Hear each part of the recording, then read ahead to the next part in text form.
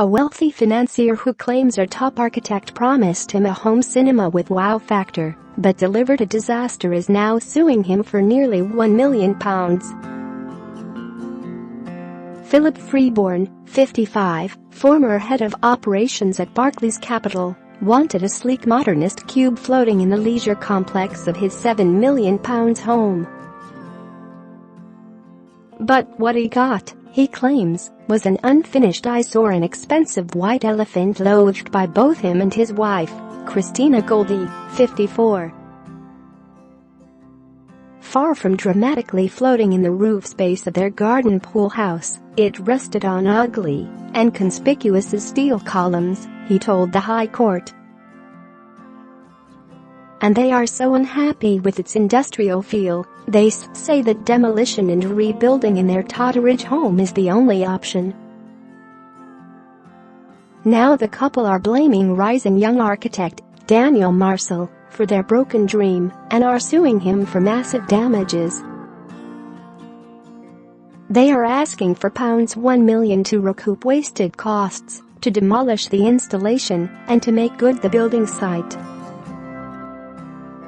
Share this article. Share. Mr. Marcel, however, denies all fault, insisting his role in the project was limited and the couple have no cause for complaint. Robert Clay, for the couple, said they were inspired by Mr. Marcel's vision of a home cinema housed in a glass box floating in the roof space. It was to be fitted with cutting-edge audio-visual technology, but the design was heavily revised during the building works in 2014 and 2015, the court heard. It remains incomplete to this day, said Mr. Clay, but even in its near-final form its appearance came as an unpleasant surprise to the couple. The parents of two fiercely disliked the cinema's industrial feel and did not expect it to be supported by 6 solid columns. The project went badly. The cinema is built as out of alignment and does not fit in the space, Mr. Clay told Judge Martin Bowdery. It rests on ugly and conspicuous steel columns, and aesthetically it is unsatisfactory. To remedy its deficiencies would require dismantling, demolishing and rebuilding, he added. Most importantly, the architectural jewel which they thought they would obtain has turned out to be very different from their expectations.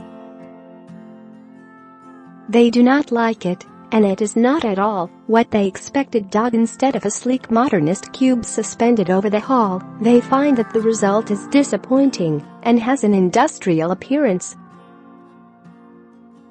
Mr. Clay told the judge, altogether the project has been an expensive white elephant. The money they spent has been wasted. Any work to remedy the defects or to put the pool house back to what it was before will involve extensive demolition and rebuilding. The couple cared about cost, Mr. Clay explained, but they wanted a high-end wow factor, complete with deluxe plush seating. The goal was to create something architecturally striking and impressive, he added. And he told the judge, our case is that the project has been a disaster. The main reasons for that are failures of design and a failure to agree the brief. Project management issues have also contributed to it. But Mr. Marcel insists he acted entirely competently and in line with his brief throughout, and that the couple consistently approved the build. In the witness box, he said there were times when he felt under an immense amount of pressure from Mr. Freeborn, adding, I felt intimidated by him. He disputed that either Mr. Freeborn or Ms. Goldie ever objected to the number of columns deployed in the project.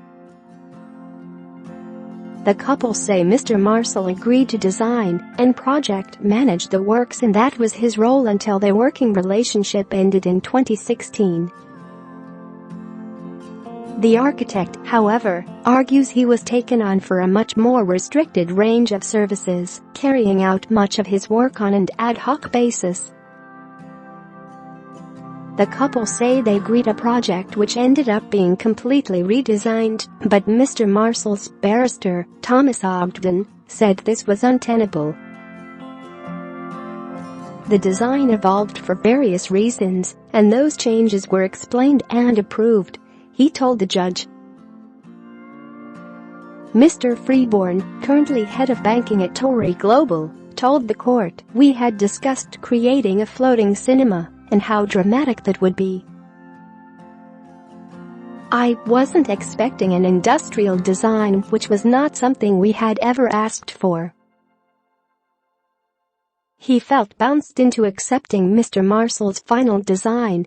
He told the judge, "I was promised something with the wow factor," he said, adding that Mr. Marcel had talked about it being a fantastic project and wanting it for his portfolio.